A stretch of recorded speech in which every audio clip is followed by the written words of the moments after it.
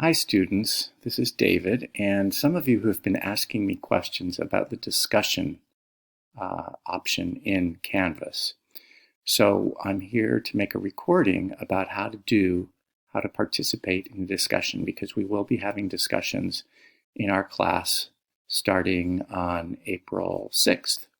So if you're in Canvas, what you do is you go to Modules, click on Modules, and then you scroll down to our homework page. So the homework for Wednesday, April 1st, one of the assignments is I want you to practice a discussion. So virus protection discussion. It'll say discussion on there. So you click on discussion, okay? And then I have a discussion question. There's my name. Okay, this is the question that I'm asking you to answer. I want you to post 2 things you are doing to protect yourself and your family from the coronavirus these days. I want you to use present progressive tense. After you post your ideas, I want you to reply to one other classmate about their post. This is just to practice directions in Canvas, so you won't get points for this. It's just to practice. Let me know if you have any questions. So what you do is, after you read the question, you hit reply.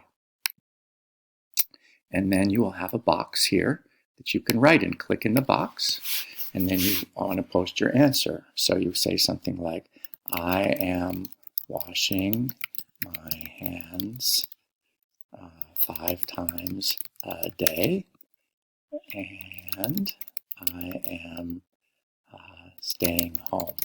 Okay? Oops. All right. So after you type your answer, then you hit post reply down here. And that's all you have to do. Very easy. And then it'll come up and you'll see all the replies from other students. And when you see another student, because I want you to post one reply to another student, so after you read some of the other students and what they said, then you can reply to them. Just hit reply, just like I did before. That's all you have to do. Okay? I think that's it.